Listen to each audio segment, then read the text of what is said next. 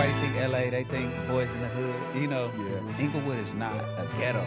Dad is a preacher, mom is a minister of music. So it's the balance between a healthy, loving family and you go outside and you just feel it's a lonely experience. So if you looking for somebody that's ready to tap dance and do the weird, No you respect 50 more than 10. Even still, I'm gonna talk my from the strip club to the sexy. I'm grown, but I like to do inspirational.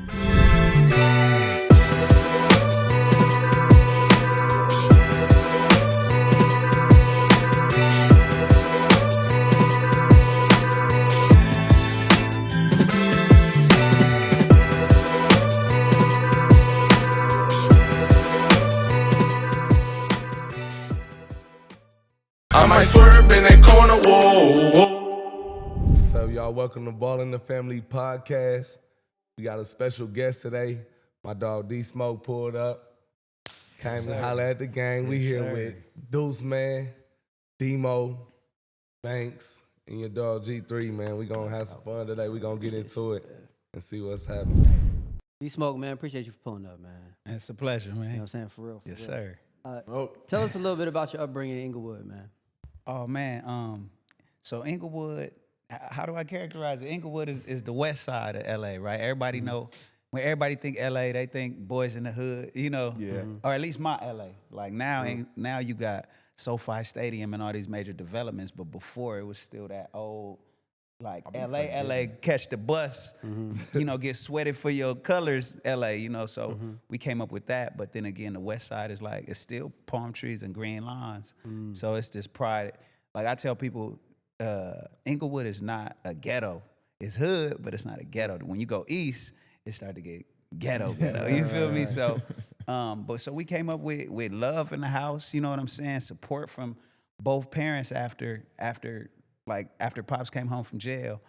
But then when we went outside, it was Inglewood. You know, so me and my brother, Sir, included Davion, my oldest brother, Ron, rest in peace. Like, no stranger to that element. And that's what people get in the music, you know. Right, so how much did that influence your music and your sound? A lot. You know, without Inglewood, I'm a piano player. You know what I'm saying? That's like, because I grew up loving music. My mother played. She was a minister of music. But then, you know, my big bro, he was from Inglewood, you know, gang member.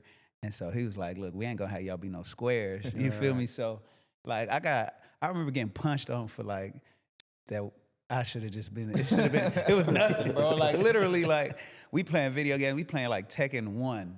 Tekken. Great game, by the way. By the way, me and my brothers is like that in Tekken. So I get Yoshimitsu, would be a long night for you. You say Yoshimitsu? You know who that is? I'll smash Yoshimitsu. Who you go Since to? y'all part. No, he's really OD though. I'm Brian Fury.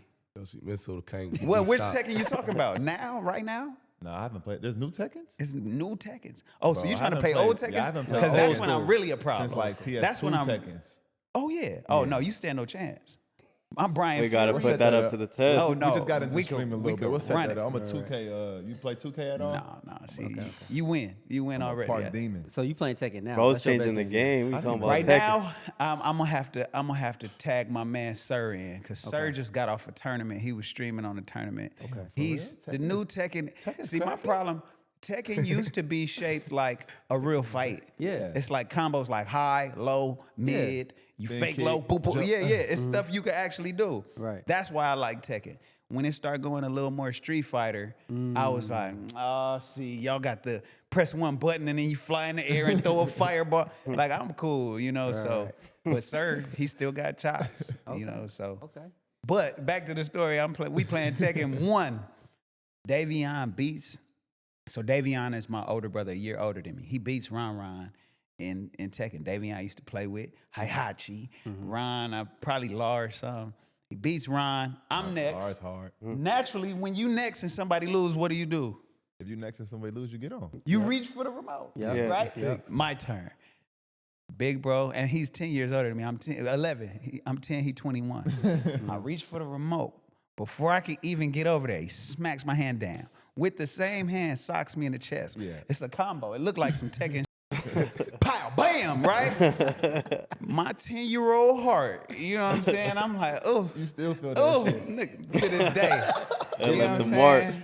You know, and so, but he was the one that just made us have thick skin, you feel me? So he was, and we, at the time, so my grandmother had a house in Inglewood since the 70s. And so they saw Inglewood change from a all white neighborhood to white flight.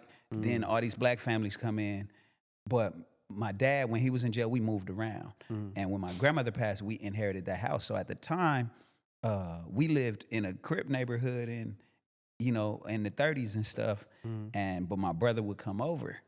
And so, like, we just had that grade A education in what these politics were. You know, even one time my brother Davion slipped up because everybody, when we was in that neighborhood, everybody was saying cuz. We thought it meant bro, like homie. So he slipped up and said, "What's up, cuz?" to my older blood brother who's a blood. And in a split second, he disappeared. You know, he socked him away from my side. Like, and but we, so our extended family, well, not even extended family, my brother gave us that education on what it means, what all that means. Meanwhile, dad is a preacher, mom is a minister of music. We get in-home piano lessons and all that stuff. And so it's the balance between a healthy, loving family and you go outside and you got to learn. I was just about to ask, What it like, mean. when did the music come into play? Like, when I'm did Day looking, it one. says Tiffany's Grammy nominated. Yeah, you like, do your that's thing. Obviously, amazing. sir, your brother Grammy nominated. Like the whole family. whole just doing it. family? But even before that, I seen my mom get like publishing awards. She wrote this gospel song called My Help, you know, and it's sung all around the world. All of my help cometh from the Lord, right? And so as a kid, I'm watching her like shine and have success and thrive. And then my uncle, Andrew Goucher, he played bass for like Chaka Khan. He was Prince's last bass player. And so I've seen him tour the world. He was super cool to us. And so we just grew up in it. And All of y'all though. All of that's us. crazy. Yeah, that's like amazing. All of the us. whole family. That's For amazing. Generations. For sure. That was tough. Grandma, thank you. No, honestly. 'cause that's grandma's like, incredible. I've never heard of that actually. Yeah. And I we mean, the hoop, like- Winans, right, but that's But dope. it's like the same shit though. Like our whole family hoops, so it's okay. We grew up with that. Like musically, I can only imagine. Like y'all got a whole damn band, pretty much. We do. Yeah, We do. Family band. that's you know? hard. But yeah, no, and it just speaks to when you had these like big dreams. Hooping is a big dream. Yeah. Music is a big dream. Sometimes it takes generations to get there. You know what I'm saying? Like, so, and we just happen to be that. We, you know, even what Anderson .Paak say, you know, I'm repping for the longest cycle. My mama used to play the cards, you know, like we be the manifestation of somebody else's dreams. And so it'd be a big testament or big shout out to the people who like take their kids and have that vision for them on damn near on some King Richard shit. No, like Right, right. mom, That's a fact. Great movie. By the Yeah. way. great movie, you know, so. So also, there's also some similarity here. Y'all both went to UCLA. You graduated from UCLA. Yes, sir. You went to Right. UCLA? I went to UCLA. You went to UCLA? I was only there for 8 months. Hey, there you But go. I You was walked there, the though. campus. You feel me? You know I what I'm was there. saying? I had a great time. What That's was what your best year? memory there at UCLA? Oh man, my best memory. It's funny, man, because UCLA was a culture shock, even though I didn't go but 12 miles from Inglewood, right? Literally from Manchester to the Sunset But it's exit. night and day though. It's night and It's day, night and bro. though. It's a big difference. So I went to a freshman summer program, and Me too. in FSP, there you go. In FSP, you too. Let's go. In FSP, it was this dude named Vernon, right? And Vernon was from the jungles. Now I'm affiliated, familiar, all that, but I never chose gangbanging as a life, right? They might claim me, but that's because I'm from there and I never shied away from slapping fives with the dudes, but that's not my lifestyle. I never stopped nobody on the bus stop like, where you from? That ain't me, right? But Vern, on the other hand, Vern comes in college and is like, excuse me. He would raise his hand in class and it's like, excuse me. Firm ass raised too. Yeah, he would be like, yeah, so I'm from jungles or whatever, but okay, so blood. And then, He's an announcer. but then he was brilliant though. He would do all that and then ask the most brilliant question or answer it. And I was like, this dude extra, right? I didn't like him. I did not like him. I'm not even going to front. If Vern see this, you know what's up, right? I didn't like him. So I used to just say dumb shit like in the computer lab, like, to the homegirl, like, oh yeah, keep it gangster this, just woofing, because I know he could hear me like, this nigga, he ain't like, man, I step out to go to the restroom, and then he follow me out, like, I gotta figure out what he on. He said, hey, blood, where you from? I said, what? I'm in college, right? This is at UCLA. He's This is trying to- at UCLA. I said, bro, I'm from Inglewood. He was like, okay, there's plenty B-Dogs in Inglewood. I said, but what if I was a Crip? Yeah. Like, nigga, we're at UCLA. He said, bro, I ain't tripping. I just need to know what it is because you be saying little stuff. I said, okay, I'm from Inglewood. He's like, all right, for sure. Didn't talk for 5 weeks until that program was over. Like, hey, I really don't like him. Soon as fall quarter hit and 13,000 people touched down and all of them is minding their business and acting like your black ass ain't walking the same path as them. The first time I see Vern in the distance, we both do the same thing. I'm like, Vern, what up, my nigga? He like, what up, Smoke? For the rest of the time, we was stupid cool because soon as everybody hit and you realize, oh, we way more similar than it's different, niggas is cool. You know what I'm saying? That goes for like the homie, you know, other homies that's like Crips and stuff. Like, it's like when you really know what it's like to come from that and then get to a place where people are damn near taught not to care about you. Yeah. Like they're taught to value you based on what you can contribute to their life. Then you just feel it's a lonely experience. So then you see somebody that's from where you from. In the grander scheme of things, you like, hey, my nigga, you know what I'm saying? So That reminds me of that moment with you and Snoop. You know what I'm saying? On the TV show. For sure. You know, that reminds me of that. for sure. You know what the playoffs do? They separate who came prepared and who was just going through the motions. You see that every year. And I feel like that applies to everything. Like either put yourself in a position to win or you didn't. See what you getting at? Here we go. Nah, listen, because most apps, they cap you when you win. Like there's a ceiling and they don't tell you about it until you're already in. That's facts. Find out at the wrong time. Better's max multiplier is 10,000 times your entry. That's the highest in the industry. Nobody else is at that number. 10,000 times. And they got something called the mystery multiplier. You make a 2-pick lineup, which is already your best shot at hitting because it's only 2 players, and your multiplier is hidden away until you lock in. Minimum 3 times. Could go all the way up to 1,000 times your entry on 2 picks. There's no downside. So the worst case on the 2-pick lineup is you triple up. Worst case. And the app isn't just picks either. They got a full sports book, casino, arcade, everything in one place. One app. You don't need to be jumping around. And if you haven't downloaded yet, new users get 2 no-sweat tokens when you sign up. Your lineup loses, you get up to $100 back in token Betr bucks. Try it risk-free. Playoffs are here. Download Betr. BETR. No ceiling, no sweat. Let's go. How was the TV show? Because that's the first time I seen you, and I was like, first of all, that shit wasn't fair, though. I mean, Like, you wasn't if supposed you, to be on there. my thing is, Stand if no hope. you ain't giving nobody no handouts, if you in a boxing match and he Nah, ain't for supposed sure. to be there with you, Nah, get him out of there round 1. You know. Yeah. You could tell right from the very first intro, I was like, he ain't supposed to be there. But it's I felt like I wasn't supposed to. That's the irony. Yeah. And not because I felt like I was better than niggas, but That's how I felt. That's how we I'm all gonna just felt. let you know that. Yeah. I was like, I it's appreciate that. It's a very clear, like, he's supposed to be, you know what I'm saying? I appreciate that. What's funny is I heard all they raps backstage, and they could rap. Yeah. Like it's like somebody who got a mean one-on-one game. It's not the same, though. Yeah. And When you then get on into the real game. exactly.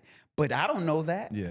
You know what I'm saying? If you whoop me in one-on-one, I don't know that you don't know how to work within the team. I don't know you not coachable and all that stuff. All I'm seeing is He nice. it's Yeah, exactly, he nice. exactly. So I'm getting up there like, what am I doing here? And also, I'm seeing gimmicks too. So I'm seeing people with the corny this, and it's a show that's never, mind you, this season 1. Yeah. It's a show that's never happened. So I'm like, what are they looking for? If they looking for that, I shouldn't even be here. Yeah, if you looking for somebody that's ready to tap dance and do the weird shit, I should go home. Yeah. So I almost walked off a gang of times, but I'm one glad of the you did it, man. nigga, you. I'm glad you didn't. man. You, my life different. Nah, you know for what I'm sure. saying? So, but one of the things that made me stay, I looked up and saw DJ Head. You know, DJ Head. DJ Head is now one of the dopest like DJs on the West Coast. He represents the West Coast. But at the time, he was still growing and ascending in his career. But when I met him, we was doing a radio show in his living room, like on some online radio stuff, when they were building the foundations of homegrown radio. So to see somebody that also represented authenticity to me, I was like, all right, I might be in the right place.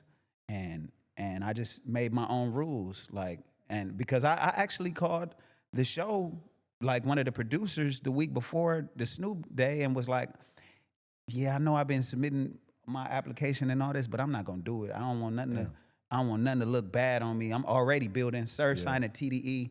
So if I had if I have a terrible TV moment, Right, it's gonna bring me down. it's gonna bring me down. It's gonna be hard. They're gonna be like, hell no, that's the nigga who for sure. look weird on TV.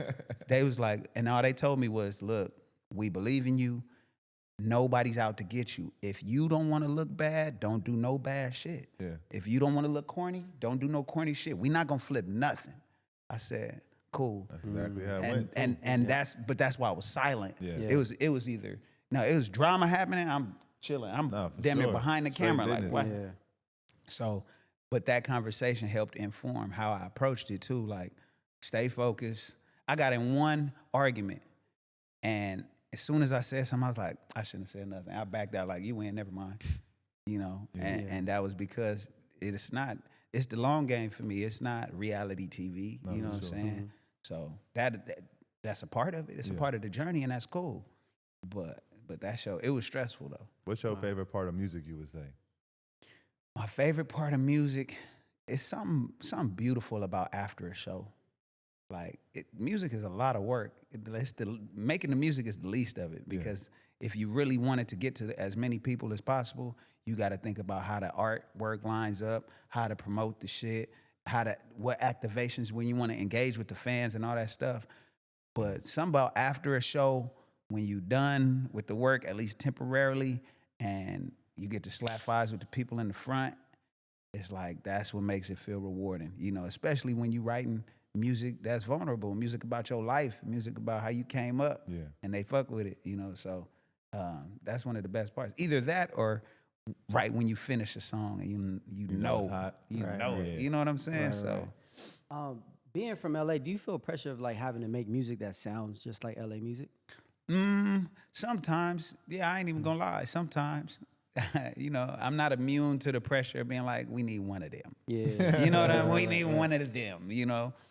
Even DJ Header tell me like, nigga, give me some at 96 BPM, 96 to 105. Nigga. Like, because when we spinning, we in that lane, you know, that we could throw that right in, you know. So, and my thing is, I'll do it too. I just got to do it in a way that still feels like me. Yep. You know, so I have some of those that I'm super proud of, that I took my time to make it my own.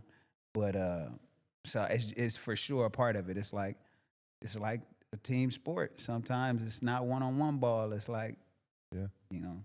What would you say your favorite song is that you've made? My personal favorite is Inglewood High, personally. That's my shit. I love Inglewood High. He was Inglewood fucking with High that. is He was fucking with tight. that today too. Yep. I went right back to, come on. Inglewood. That shit's hard. I love Inglewood High. My bro Jay That Pounds tape is produced fire that. though. Honey Jack's hard. Hey, Video's my tough. dog. No, Honey Jack, yes. That's one of my best videos. I work with a director named Child. Word. My favorite song now, I would have to say Shine. And Shine was my latest like Grammy nomination with Robert Glasper.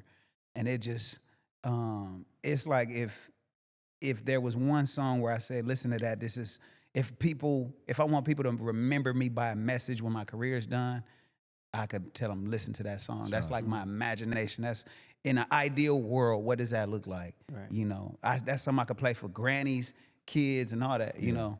But then you got stuff like Bullies, like, you know, it's a little grimy. Like, You need the first both. line, You need all that shit though. For first sure. line is, I'll beat a nigga ass like his older brother, like he stole something, you know? So, Nigga was thinking of that Tekken bar. you know what I'm saying? Like, it's lived. That's lived experience, you know? Yeah, they was feeling that shit. I earned, Gotta have it. you know? So it's that, you know, but if I had to choose one where I was like, hey, son, it's Shine for sure. Okay. Go out there, shine, D-Smoke, man, tap in. Play it for the Show kids show. and the grannies and everybody. Before you were on the show, you were a teacher. I was. So do you take that experience of like being a teacher into your music at any point in time? For sure. They said, where else we gonna find a nigga that's black and fluent In in Spanish. Might as well use it to our advantage. I went right back to Inglewood. And, hey, that's true stories. True story. Tough. And it wasn't, teaching wasn't before I was an artist. Like now, so I started playing piano at 6 years old. At 6. Wow. Classical, but my mom was teaching me. At 10 years old was my first time in a studio, and my uncle had one in his house. Since then, I wanted a studio in my house. Right. Right? At 14, he brought his studio to my house.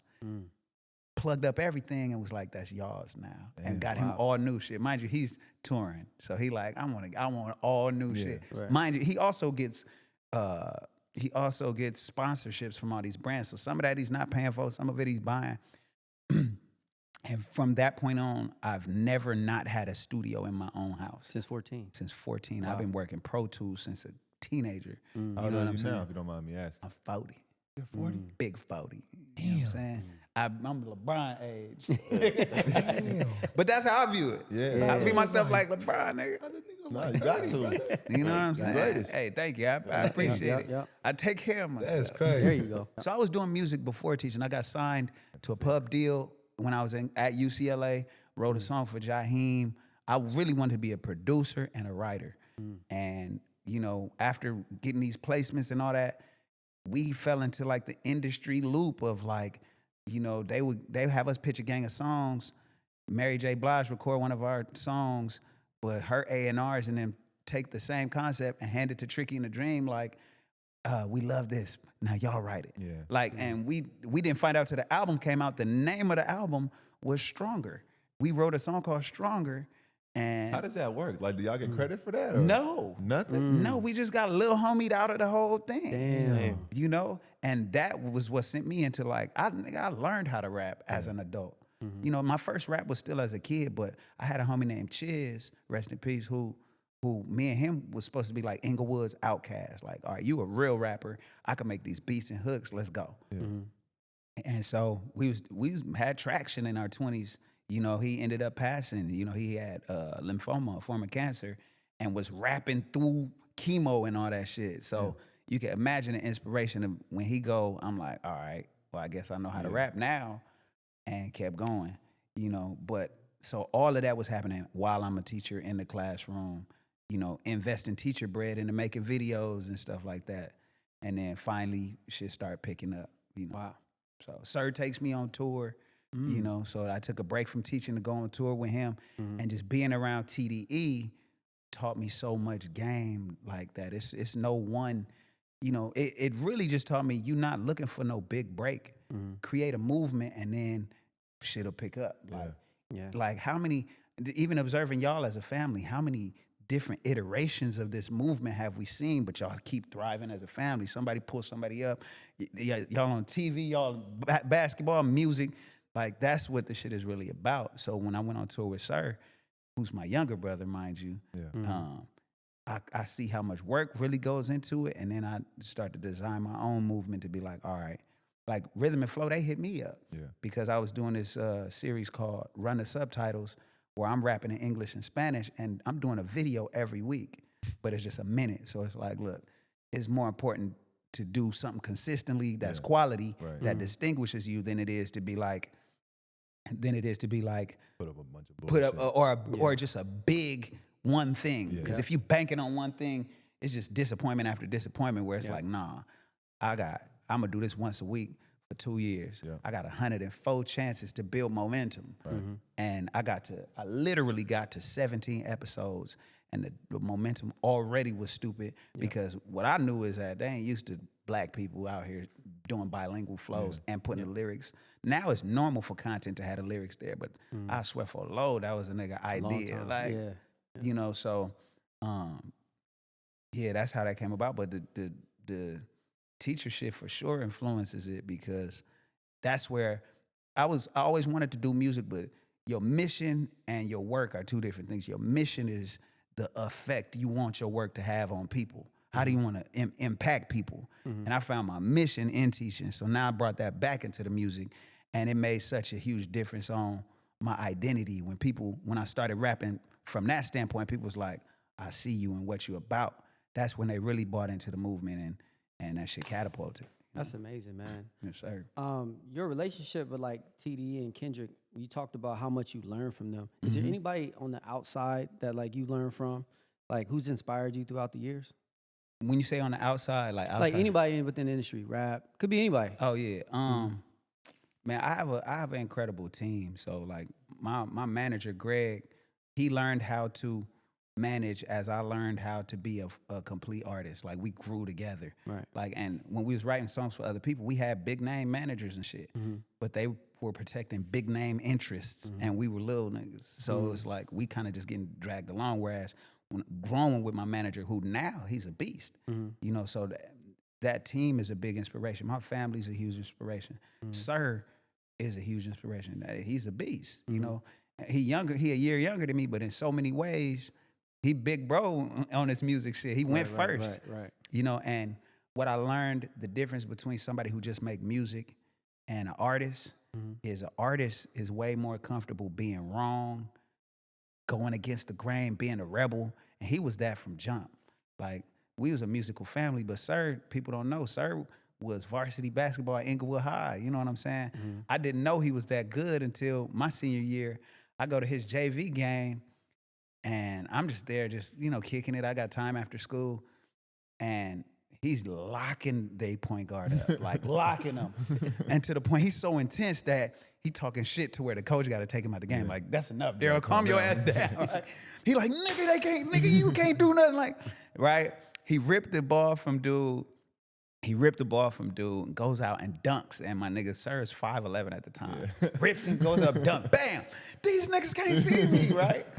And so I had to relearn who this nigga is at different ages. So like he's a beast, man. And then but when you apply that mindset to an artist, he's not going by the industry rules. When we writing songs for other people, the question you ask yourself is, oh, what sound are they looking for? What concept are they trying to make? What's the album called? And when you're an artist, you like, what do I feel? Like, what do I want to say? Like, fuck all that shit, you know? And so observing that difference, that's what helped me transition. Like, okay, I don't want to just be a music maker. You know what I'm saying? I want to be an artist. And half of that is being in tune with yourself to create something that's authentic as shit, you know? So Sir is and it was funny, the TDE and them, they'll damn near haze you. You know what I'm saying? If you come around, you knew somebody and they like, oh, what's up? If you're a newbie, right? But so when I was around them, it wasn't like niggas was super duper social until they noticed, like, I ain't worried about y'all anyway. Me and my brother, we real ones. Like, and we all was competitive, so we would work out together in silence. Like, I'd shake Kendrick hand, I could tell it's like, all right, what up or whatever. You know, I'm like, cool, I ain't pressing the line. But it wasn't until niggas hang with the whole workout, and mind you, when he say, I got 2 T's with me, I'm burning chains, snatching chains, burning tattoos. 2 T's is a monster, bro. Like, they're like, we're doing 20 sets of 50 push-ups. You know, 1,000 push-ups. However long it takes. You gotta take me over there, buddy. I had to try. By the end, after 10 sets of 50, you already breaking them down into 25 for the most part. 500. Or they bullshit ass reps like, The halfies.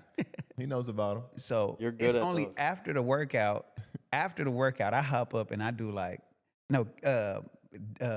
J-Rock, who's the homie now. All of them is cool. J-Rock is like, hey, y'all got muscle ups though? So J-Rock hop up and get some muscle ups, right? Kendrick hop up and he do like 2 muscle ups, right? And then after his, I was like, let me see how many I got. So in my head, I know, I was like, he got 2, I'm at least gonna get 4. Right? So I hop up, boom, boom, I hit up 4, boom, boom, right? Hop down. And then J-Rock was like, oh, blood, you let him beat you, Doc. And then even then we left it at that. But it was the next day. And mind you, we're on the, what tour? Championship tour. So J-Rock had win out, and the whole TDE is going on his tour.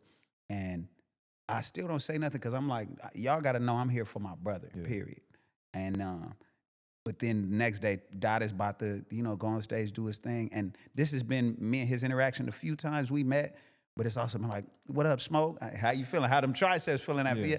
Niggas was sore in the mud, You already know it. But it's that acknowledgement, like, I see you, I'm focused, you focused, but respect, you know what I'm saying? And that's what it's been since, but that proximity to them, even top, is so much respect, so much love, that, I have to attribute some of my understanding of what it means to move through the game the right way to them, you feel me? Before we keep going, we got to talk about our sponsor, Delete Me. And this one actually important because, believe me, makes it easy, quick, and safe to remove your personal data online. In today's world, everybody's vulnerable, whether you think you are or not. Yeah, and think about it. It is easier than ever for someone to just look you up and find your address, your phone number, your family's names, all that just sitting online. And people are actually using that information to target people, harass people, dox people. It's not just a celebrity problem either. This is happening to regular people every single day. As somebody that's active online and got a public presence, privacy is something I take serious. I don't need personal information floating around the internet for anybody to grab. And the crazy part is people don't even know how much of their data really out there. Exactly. And Delete Me is the one who actually handles it for you. The New York Times Wirecutter named them their top pick for data-related services. So the credibility is there. This isn't something you want to wait on until something bad happens. For real. Take control of your data and keep your private life private by signing up with Delete Me. Now a special discount for our listener. Get 20% off your Delete Me plan when you go to joindeleteme.com/ballbros and use promo code ballbros at checkout. The only way to get 20% off is to go to joindeleteme.com/ballbros and enter promo code ballbros at checkout. That's joindeleteme.com/ballbros. Code ballbros. Let's talk about acting a little bit, man. Yes, sir. So what's up with Raphael and Mayor Kingston? How did that come about? Man, Tasha Smith. So Tasha Smith, you know, she's directing, acting, she's a force in the industry, you know, huge personality, even bigger heart, you know what I'm saying? She has an acting school and all these things, but she got me into acting when I was a kid. And, you know, when I was in high school, I did, you know, Judge and Amy, CSI, The District, Boston Public, and I was always the troubled kid, you know. So you was acting and doing music And your whole life? entertainment. As a kid, Pretty but much. I stopped acting though. I never stopped doing music. When I went to UCLA, me and my manager had differences of opinion. You know, she was like, you know, she was sending me on everything. Anything black and young, I was on it, audition wise, right? But I noticed the difference between what I was getting and what I was going out for. I was going out for Disney stuff, Nickelodeon stuff, and serious stuff. Yeah. Serious stuff I could book all day. I'm from Inglewood. I'm in a serious place. Ain't shit lighthearted about my existence. I'm hella aware because I moved through the streets. And mind you, I was in audition rooms with every black dude, Anthony Mackie, Michael B. Jordan, all these dudes that's playing major stuff now. We was teenagers at the same time. Yeah. But I would go on auditions for like gangster stuff and look at all of them like, y'all can't beat me at Right. this. You know, I would walk in there like, this is mine, you know, and that's how I would book it.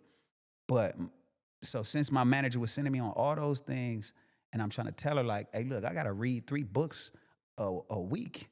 You know what I'm saying? 3 novels a week for UCLA. I can't be just driving all around LA chasing these auditions for the shit. Yeah. What? No way. joke. No. So I'm like, and she trying to talk me down like I don't know what I'm talking about my life. And I'm like, look, well, I'm gonna take a break. She's like, well, I can't promise you I'm gonna be there when you come back. Like, if you do this, then you're gonna have to navigate it on your own. I said, that's cool too. You know what I'm saying? Like, so, Like that. and it wasn't until after Rhythm and Flow came and went that Tasha Smith was like, we gonna get you right back in. Cause that's my heart, bro. She's like, she was good friends with my mom all up until when my mom passed, all up until when she was in the hospital. It was Tasha Smith in between movies is flying in to come see us and stuff. So, so she was directing one of the blocks, like in the seasons of Mayor Kingstown are broken down into blocks. Episodes 1 through 3 are block 1, 3 through 6, block 2. So she's directing one of the blocks, and she called me like, I got a role for you. You know, his name is Raphael. He's a Crip. I said, Taj, wait, hold on. I can't be playing. I'm from Inglewood. You gonna get me in trouble. But she was like, bro, don't worry about none of that. I basically was like, look, I just play it like he's the relative of Bunny, who's the big Crip, and it's ambiguous anyway, right? And that's, I just don't want to play nothing that's too on the nose, right? In LA, people don't know. I had cousins that were in foster care. One went to Long Beach, one ended up going somewhere else. It's brothers, it's Bloods and Crips together, you know? But they brothers, and that's first, you know? So I basically played the role how I wanted to, but leaned into it, and she got me into it. And when they told me about the role, they said, you know, he could grow into something more important, or he could just be a couple episodes. You know, so I just was like, all right, I'm gonna just make mine impactful. And they liked me playing across from Bunny. You know what I'm saying? It's like the big guy and a little intense guy. You know, so. Yeah, they just kept bringing me back, and I've been dodging bullets. What do you prefer, the TV set or the studio? TV set.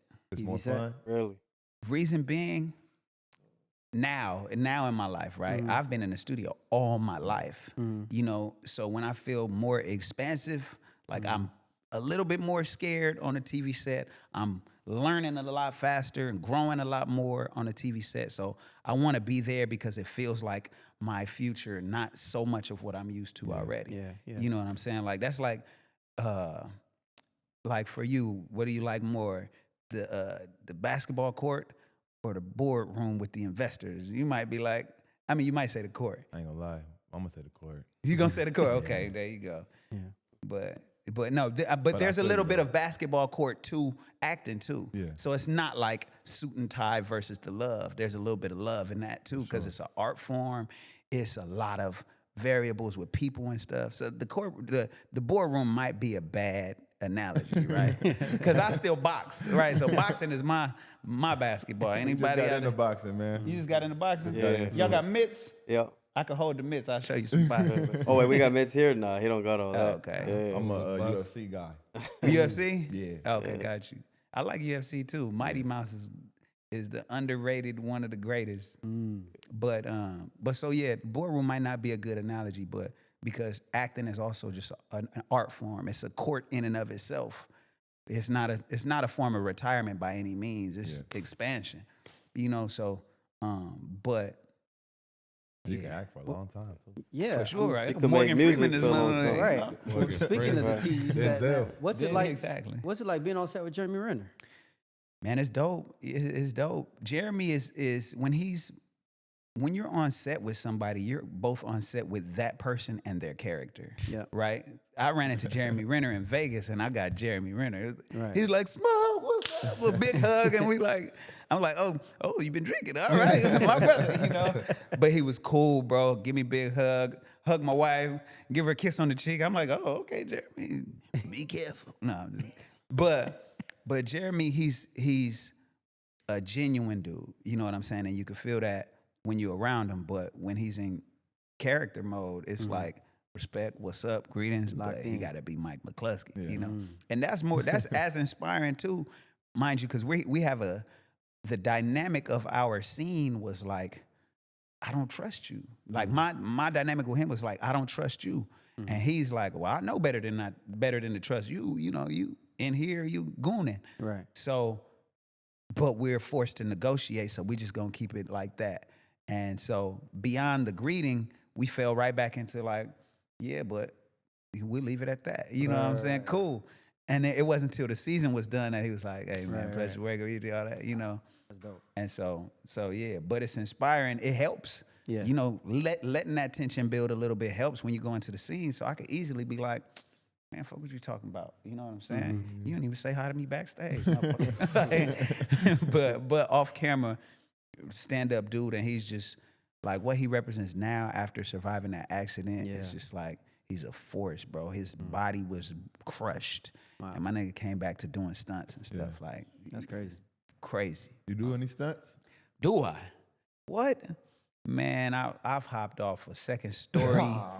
Bro, I've taken, every time they see me get stabbed, bro, I've had to tell because I want mine to look authentic every time. Like, I may not have graduated from Juilliard, but I know authentic versus some fake shit. So if the scene is I'm getting stabbed in the shoulder and you're stopping at my shoulder and I'm supposed to react, then I can't really react if you're not giving me nothing to react to. So I basically told the stunt dude, like, throw the punch. I boxed. Punch me. That'll help me. Oof. Right? Man, I should have never told this nigga to punch me, bro. He charged up for that shit. I'm getting socked up. I had bruises all over here. But it Shit was authentic though. It looked great. It looked great. Good on camera. And that's been my approach every time I gotta do stunts. It's like, and you do a stunt and the mishap will be the take they choose. Like when I jumped off, so I jumped over this rail onto like a metal horizontal cage and then swung down from that metal cage. The take where I landed and stumbled and had to hop up, that shit was accidental. That's the very one they used. Like, oh, that was great. Looks so natural. Like, motherfucker, it is. I fell, you know? So, like, I'm sore right now, but. If you can play your dream role, what would that look like? My dream role, I'm trying to figure out what roles. I want to be, I would love to be in one of the Black Panthers. You know what I'm saying? I would love to be. The Ryan role Coogler. has something to do with like fighting, but being dignified. And then there's a love element. So it shows a very well-rounded person, some leadership stuff, because then I could lend like a lot more of myself to the role, but still dive into like the martial arts stuff that I grew up doing and all that. You know, so I'm just working towards that. Well, I just thought of one right now. ZO2 Cents is like, I just ask 2 random questions, and I just bring them to the panel, and then we talk about it. Very random question. But my first question is not that random, though. My first question is, would you rather have a platinum hit, or what would you call a movie that's like big? Box office? Box office hit, yeah. Or just a hit movie? Blockbuster? Yeah, Blockbuster. hit. There you go. There you go. Yeah, are we ready to answer that now? And the whole panel answers. Blockbuster movie for, you know what I'm saying? That'd be Just hard. let me get Blockbuster movie. Without a doubt. Oh, for sure. Yeah. For sure. Movie movie. stars out there. Blockbuster movie. I just think a platinum hit. What I about think like a they- Michael Jackson joint? That's though, what I'm that saying. lasts If you- forever? if you have a Platinum hit that ain't- lasted Platinum 20 ain't. What's the biggest? Michael Jackson is diamond. Now you Yeah, said that's diamond diamond. hit. You said Diamond? platinum. You don't know Yeah, what that's the diamond diamond, bro. hit. Diamond I different. didn't even know that. Diamond different. diamond Diamond is different. 10 million. Yeah, that's different. That's different. Diamond. I have Platinum- a diamond hit. I'm not gonna say a lot of people have platinum records because they don't, but like a lot of people definitely don't have a diamond record. For yeah. So So if it's a Outkast, diamond- Outkast technically got a diamond record because Yeah. they did on a double disc. They did 5 million. Yeah. So it counts as a diamond record. Damn. Now Outkast level hit. Yeah. Yeah, that's love. That's I go smart. diamond before I did the Blockbuster. Diamond is crazy. I didn't even know that was the thing. Yeah, it's a thing. Yeah. That's You the got thing. gold, which is 500,000. Yeah. Platinum, Mil. $1 million. I mean, diamond. Diamond. Diamond. 10 mil. You either taking a timeless movie or a timeless song. I'm taking a diamond record, actually. Is Do- that, do is you- that a question? You taking a diamond? Oh, diamond, yeah. Yeah. Diamond different than just a Blockbuster. So I got a question for y'all. Do you think a diamond record would give you more opportunities than a blockbuster movie after the don't record? think- It don't matter. If If about to it's say, a it diamond reminds you. record, You don't yeah, need exactly. no If more. it's a I'm diamond just record, you asking don't have to questions. think about opportunities. Yeah. That's gonna pay you for right. the rest of Shit your after life. that. Like think about Yeah. a song like "Kiss from a Rose on the Grave." The Seal song. Yeah. It don't matter if you're born in that time, after that time. Yeah. It has a way of living on Forever. Yeah. Like it's Michael Jackson hits that y'all know about. Yeah, for that sure. are long For before you're sure. born. Before I was born. Is Candy Yeah. Rain a Still diamond getting song? song. Definitely. Candy Rain. Probably not. You don't yeah, think probably so? not. Probably not. Man, I don't know. We have to There's Google no that. way. There's I no was way. Thinking, I'll probably say don't know. Wait. So Candy Rain is which one? My Hey love. Okay. Possibly. You It probably is ever Diamond. That's a banger. dream of Yeah, that shit. candy coated rain. that. Yeah, that gotta be I don't a think diamond is it song. Diamond? We're Googling right No, now. it's not. It gotta be. What's the song? That song's been I booming know for Diamond. 40 years. You know some diamond songs. I don't think they were keeping track back then. There's no way. Everywhere, Yeah, what? dog. What the hell? What Michael Jackson song is Diamond? A grip of Beat it. What you Yeah, mean? He has a lot of Beat them. it. A lot of Thriller them. went Diamond, Yeah, the whole folks, album, right? Yes. Yeah. 50 got It on was there on within the commercials club. everywhere. Crazy. Yeah. Damn. All right. Yeah, Well, Diamond. yeah, Diamond shit. different than Platinum. Yeah, Okay. much. The Platinum list is long. Yeah. It's basically every hit Yeah. you hear. What makes it a hit is about it getting to that platinum. You know what I'm saying? So, yeah. I don't think we asked you. Who were some of your top LA artists growing up? My favorite rapper growing up that was an LA rapper was Corrupt. Corrupt is OD. Corrupt, like, and mind you, I had to sneak to listen to Corrupt, He said both from my sneak. parents and my brother, because Corrupt was super crippin' in his music. So I'm over here whispering the lyrics, like, but Corrupt was just like an intelligent ass gang member, you know, and if people act like they're not at least a little bit fascinated by that culture and they're from LA, they lying. You know what I'm saying? Because it's not, it's woven into it. Like, that's why some of the Bloods and Crips, they be like, oh, we fly whooping or we fly cripping. Like, we not just, thugs. Like, we make this shit look good. Yeah. Like, the Bloods and Crips are our own personal bad boys too. You know what I'm saying? They figures, so, but Corrupt was both of that. Like, he was a lyricist. He was born on the East Coast, came to the West, grew up on the West. And so he had all that influence. So I like Corrupt. And of course, Snoop, Yeah. Who you listen to now? Eastsiders. Now, Sorry. I for sure listen to Sir. I don't listen to that much rap, but I'm aware of who's out there. Like, I like hybrid artists. Like, Buddy is super dope. Every time he puts something out, he's super dope. I go back though, to keep it a buck. I go back and study older music. What's your favorite genre of like music that you like prefer to listen to? R&B, soul, Smooth shit. classical, jazz. You know what I'm saying? Did that Like sound good, Robert make you feel Glasper. nice. Kenny Robert G. Glasper is but you know who outside of my family, my favorite artist, I would say, is Daniel Caesar. Reason being, I like intellectual shit, and his shit is so R&B. You could play it with a girl, but it's not so much like I love you, I love you, I love you. Like, it's thoughtful stuff. So instead of music that makes y'all, because for example, in a relationship, y'all could stare at each other for only so long. But if both of y'all could stare at the same thing, then y'all actually bonding in a special way, because it's like y'all get to appreciate a new perspective. So his music is like that. It's not like I love you, I love you, love you. It's obviously has a love tone to it, but it's like, oh, what do you think about that? Oh, damn, I ain't even see it from that perspective. So that's the stuff that puts life back in perspective to me, What do you think about the label of like a conscious rapper? I think conscious rapper is like the label of health food. Right. Like, we eat so bad that's a great that you put analogy. the health food in a box rather than putting the junk food in a box. Like, rap was born conscious, and then outside interest came in and made it like, we want you to focus on this shit. Like, their real meetings, it was like, gangster, push that shit. Ratchet, push that shit. You know what I'm saying? And that shit it wasn't primarily black people saying that shit, even though it was art form. So it's like how they treat health food. No, health food is food. Yeah. The other shit is just junk food. You got it flipped. Conscious rap. No, it's rap. It's rap. And what makes it conscious is not political, lyrical, the government is spinning. That's not what makes it conscious. What makes it conscious is that you're not lying. Yeah. Like, as long as you're not lying, like if you talking that gangster shit, talk about when you cried too, bro. We was there. It wasn't cool. Killing niggas ain't cool. You know what I'm saying? Like, it's not. So keep it a buck. If you had to, then you had to. Just make sure you tell it authentically. So it's either real rap or it ain't. But I detest niggas who are too conscious too. Like, but where are you in this rap? I can't hear you.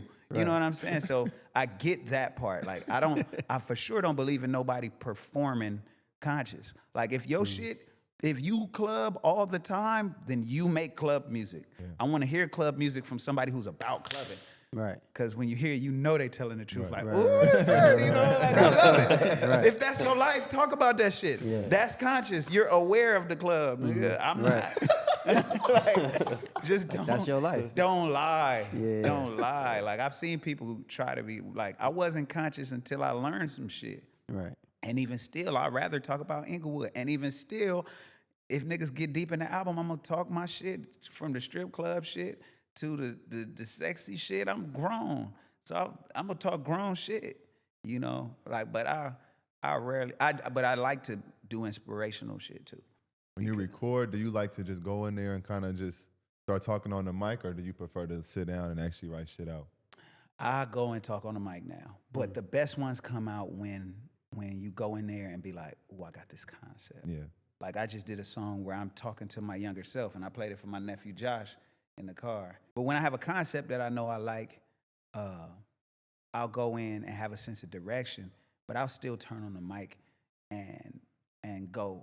You know what I'm saying? And my basic rule is I don't really kick off a verse until I love the first line. You know what I'm saying? Yeah. Gotta And start once I somewhere. love the first line, it's like, okay, we can build. You know, and it don't necessarily mean it got to be complex. It just got to be like, oh, Right. that feels, you know, Gotta feel good. yeah. So Yeah, I gotta start off with some And tough mind you- shit, and then I'll be. he did a show, the Billboard show In New York. Yeah, that shit. In New It York. was New York. up. You rocked with it? I was there. I didn't feel like that was tough. No. He be nervous. feel like when I he got be better. performing. You got. He did get. I You did feel get like better when I started doing because my that was before shows, the I was tour. Yeah, that was right before the tour. Shit was passing The out. tour and definitely shit. helps you Gotcha. as far as getting your reps up. In But front yeah, of the the crowd. Billboard one, out my first one. I don't know. I couldn't tell, bro. So Smoke, that was like the first before the tour.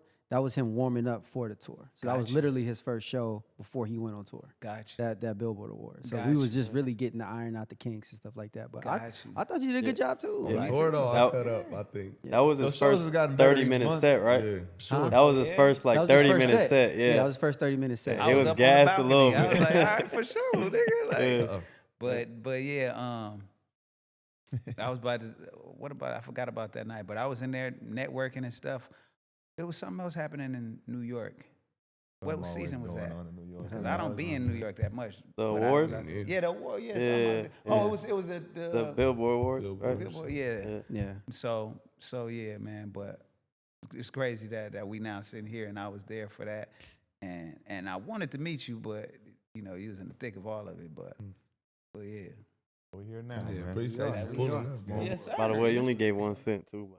Oh, said he only had My one cent. cent. Oh. Rambo. No, I got 2 Okay. cents. Okay, go My ahead, go second ahead. cent Oh, my was fault. if you propose and she says no, is the relationship over? Over with. No, No. I Not don't think over. so. No. Y'all staying if she says no? I'm gonna give it. I gotta Yeah. talk to her. I gotta see the That way it reason. depends. What's That the way it reasoning? depends. I gotta see how why she said no. Yeah, what's the Especially- reasoning? It She depends how gonna much say I love no, her and too. y'all gonna It depends stay. on how the Yeah, proposal went yeah. too. Oh yeah, If it's like a helicopter Yeah. flying over with a sign, That's what I'm you in thinking. Disneyland, the families is That's there, what I'm and it's saying. a hard She no. like, Are you Right. silly nigga? Oh, Like, I'm pretty sure everybody here gonna put their effort into an engagement, though. Oh, if it's a public embarrassment, Come on, no, man. I can't it come might be over. I can't come back. But It if might it's just be y'all two and it's just like, Right. So nobody got to you're go. just not ready right now. It's better. Only, you- but okay, yeah. so as a grown man, personally, I'm leaving. he said, I'm gone.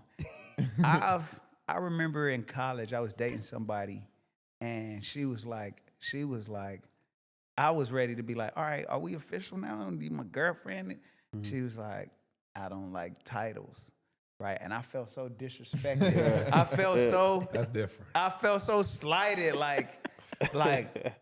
but because she was older than me too, so I felt like you dragging me the youngster along, and you don't respect me enough. So I was like, okay, well, you have to respect that. You know, I'm gonna fall back all the way. It's like I don't want to stop talking to you. I enjoy our conversation, our connection. And I couldn't get that because I was like, then why? Yeah. You know what I'm saying? Because I now know that through my loops of like date, overcommit, break up, date, you know what I'm saying? That you can value somebody and just move forward real parallel. Yeah. Hence the Daniel Caesar analogy, right? Instead of over obsessing, then having to break that shit. You know what I'm saying? So, It's smooth. Yeah. so if it was something like private, like, hey, where do you see this going? Let's take our time. Yeah. Cool. If it's like you thought it was gonna be gesture. that Yeah. big show, Wash and then it. it's I'm like saying. you got me messed up. Hell no, I ain't marrying you. Then of course ain't nothing there. Big ass What's your show. take, Banks? I gotta see the reason why you said no. But like, if Well, you hey. if you embarrass me in public, I might have to leave. But if you say 1-on-1, no, and then you give me a good reason, probably thug it What out. if her reason was like, this proposal not good enough? I'll be like, damn. I swear I'm Yeah, leaving. yeah. I'm out. Yeah, I'm yeah, out. You ungrateful. Gone. Yeah, I'm out. Because then I'm she's dancing more out. concerned with the Yeah. show With the show. She want than everything else. she is. Yeah. Like what's I'm a skipping marriage? out of What's this. what's a wedding to a marriage? Right. What's Yeah. what's a show to a union to Yeah. alignment? Like no, hell no. That's a better question. Hell no. Would y'all? What if a girl asks you to marry them, and love y'all me. said no? I'm all for no, it. no, and y'all said no. I'm just like, I like it because what it is, what it is now I may not say yes right away, Right. but Yeah, it might I'll I'm be like, married. damn. But what Right. it is she want this. you stupid. I'm fine. And then we not talk about the DM proposals and none of that No, bullshit. no, no. But I think anybody who thinks outside the box and ain't too Disney minded is an asset, because in a real relationship, you gotta design and define what y'all do. Yeah.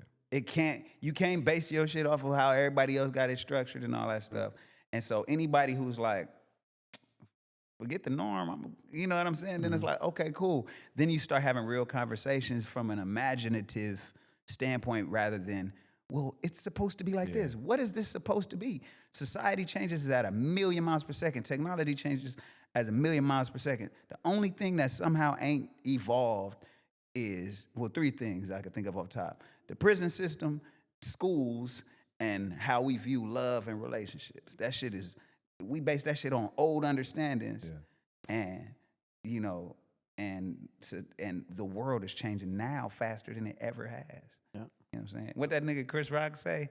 He said, being married for 10 years today is like being married for 40 years. You have infinitely more interaction with your partner now than they used to. He said, my parents will go to work every day of their life for 8 hours and not talk at all. Like, niggas is texting all day now. Like, FaceTime, text, bro, messages. So we all up for women engaging or asking for her. Hey, I I'm don't for find a it. problem with it. I think if you trying to ask somebody to be, you know, go to the mile with you, they got to at least have some type of awareness. Yeah, they got to have an That is about idea. to It's be coming yeah, soon. like something like y'all got to have a little conversation about it. Would you rather have 1 classic album or 10 good albums? 10 good is a curse word, damn near. Good is good. That's good. That's How do you gauge that? I mean, my thing is, I got a classic. I got several classics, you know. So I'm gonna go classics. Outside of yourself, what's a top 3? What's your top 3 hip hop classics? Hip hop classics. Classics. I'm gonna go. What is this, albums? Albums. I'm gonna go.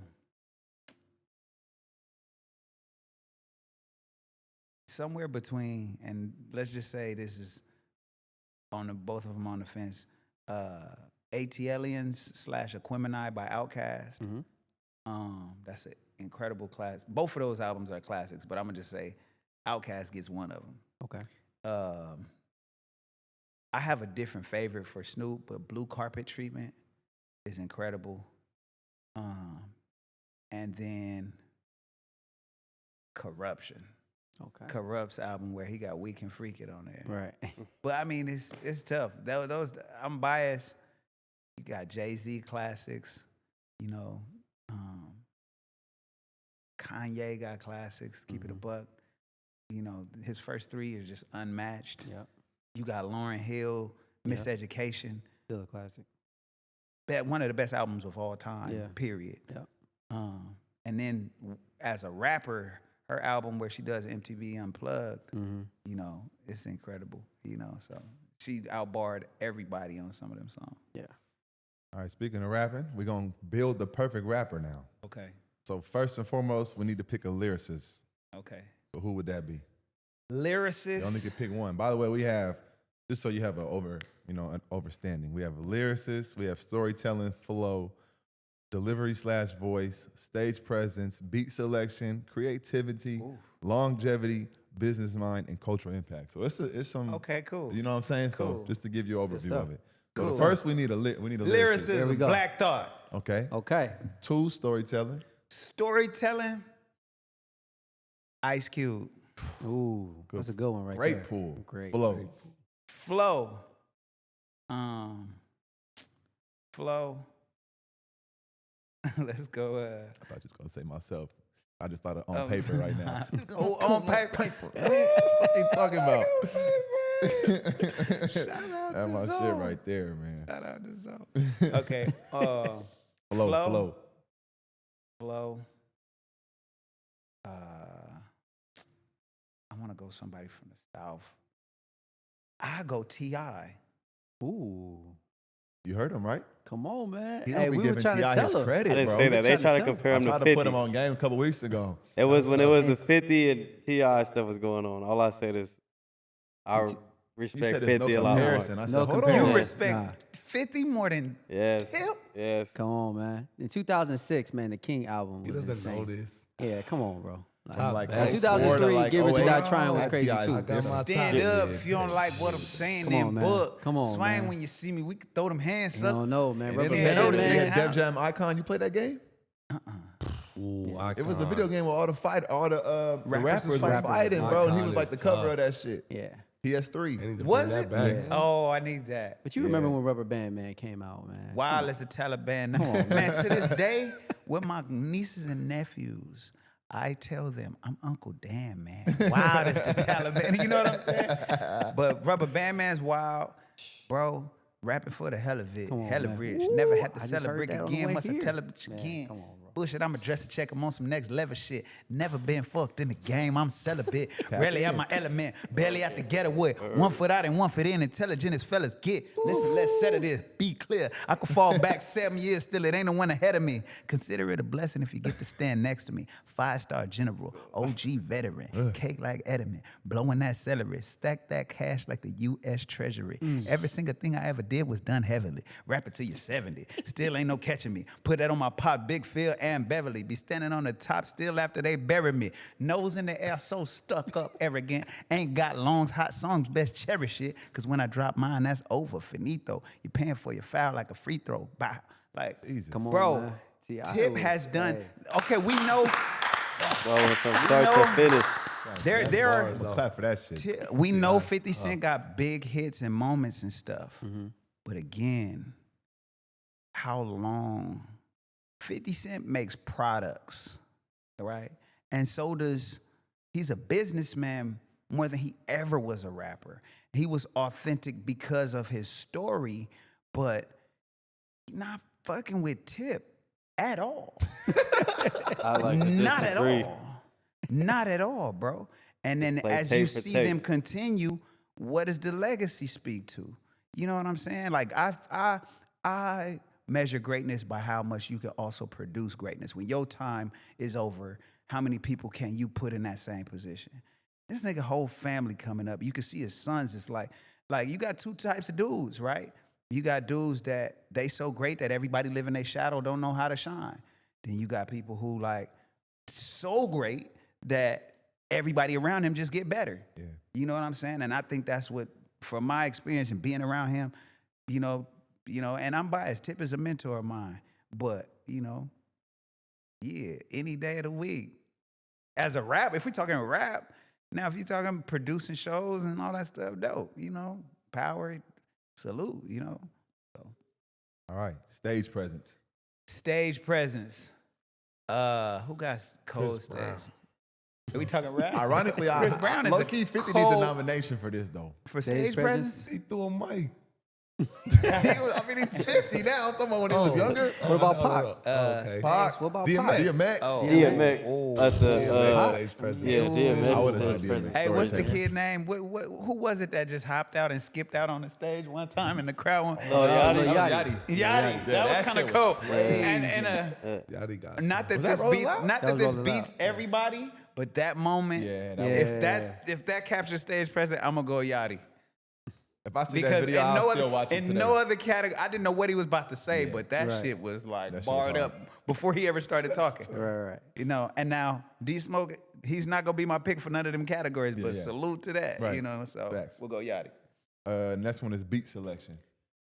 Beat selection. I might have to do. Saw the Sexy Red off top. Dr. her Dre. shit Did you? smacking. Sexy that. Red got bangers Did though. you? Beats are crazy. What's the sexy? I'm gonna red? go Snoop. Beat selection Snoop. Snoop goes with Dr. Dre. Snoop works with Timberland. Snoop and Pharrell get together and it's Yeah. think of like the beat to Drop It Like It's Hot. Think Yeah. of like Beautiful. Think of like, so it's either Snoop or Jay-Z because they both work with the same like kind of Yeah. people. Creativity. Creativity, Andre 3000. Easy. That's an easy one. Easy. Andre 3 Stack. Longevity. Longevity, Jay-Z. Yeah. That's gotta another say easy that one. Business mind Jay-Z again. Yeah. and cultural impact. Cultural impact. Hey, no, I'm playing for Cultural impact. again. Quiet as Lil Wayne. kept. Lil Wayne. Mm, Huge. Young boy right now. Yeah, shit. I was gonna say young boy right now too. Yeah. For the YN. For the young, for sure. Dang, you're right. You're right. Mm-hmm. Because his concerts be going stupid. Yeah. Either that or Kanye maybe. Kanye for sure had major cultural impact he at that did. time. Good pull. Travis Scott. From That's what I was fashion looking to for. Travis Scott. Travis Scott, yeah, because his way of creating a cult following was crazy. Upper echelon, Yeah. man. Mm-hmm. But that's the perfect rapper, man. There it is. For sure. That's what's up. I hope I become that rapper. Goddamn. We're going to end it with this question right here. What do you think your music says about you that words alone could never? I think my music says that I love where I come from. Yeah, I think it says that I love where I come from. I love my family and I love my neighborhood, and I love the listener. You know what I'm saying? Like enough to put shit in there that I be scared to put out sometimes. Be vulnerable. I put songs out like song like my daddy. You know what I'm saying on Black Habits. You know, talk about when Pop's locked up, come home, all that. You know, I was like, them songs is funny. It be people's favorite, but when you're about to put it out, you're like nobody want to hear this, and it'd be like imposter in your head. Nobody want to hear this shit. Like this ain't no banger. You know it's not a banger. Yeah. It's not supposed to be, but you put it out, and then somebody hits you and be like, "Thanks for putting that one out." Yeah. And people I mean, don't your really real thank fans you gonna for the fuck hits. with it though. Like, yo, people that really like your music is gonna always rock with that for shit, no matter what. So that's why I be telling him too. Like sometimes it's not always about putting out a hit. Sometimes you just putting out content, putting out your art form to the people that actually fuck with you. For sure. And that's gonna carry over the long haul for sure. And then you don't even have to try to get it right. Yeah. You know what I'm saying? Like people, I be trying to be like, all right, let me try to make something that's just like off a little bit and see what happens. You know, and because that's when you growing on the fly. You know what I'm saying? You getting better in the moment by not trying to be right. Even Kanye said, like, imagine trying to be right all your life. Yeah. You know what I'm saying? And there's no way to live. You're not free. Whereas you just be honest. You know, so yeah. Well, dog, appreciate you coming through, man. Man, my Appreciate pleasure, it, man. man. I'm Respect, honored, Appreciate man. that, man. Coming, dog. Yes, Thank sir. you. Thank you. Bro, the playoffs are different. Like the regular season's cool, but playoffs different. Every game matters now. Different energy completely. And if you're just watching without having something on it, I don't know, buddy, you're missing half of it. That's the truth. The stakes change how you watch. And that's why I want to put people on the Betr real quick, because this is the time of the year where the app make the most sense. Walk them through it. So first, it's not just one thing. It's picks, sportsbook, casino, arcade, all in one app. So whatever you into, it's on there. You don't need 5 different apps. In the pick side, the multipliers alone make it worth the download. Highest max multiplier in the industry at 10,000 your entry. That's not something you're finding anywhere else. And they got flex play. So if you miss a pick in your lineup, you can still win. You don't need to go perfect. And then there's mystery multiplier. You put together a 2-pick lineup, which is already your highest percentage shot because it's only 2 players. And the multiplier is hidden until you lock in. Minimum 3 times guaranteed, up to 10,000 times your entry. No downside, only upside. And right now, new users, download the app and get 2 no-sweat tokens. Your lineup loses, you get up to $100 back per token in Betr Bucks. So you're protected while you're learning the app. Up to $200. Win or try again. That's the mentality. Playoffs are here. Don't just watch. Download Betr, BETR. Grab your tokens and go make some picks. BETR. Let's go. All in the Family Podcast. Like, comment, share, subscribe. My man D-Smoke came up through today, man. Blessed us, man. Comment who you want to see next week. D-Mo, Zo, D-Smoke, G, Banks. We out. Till next time.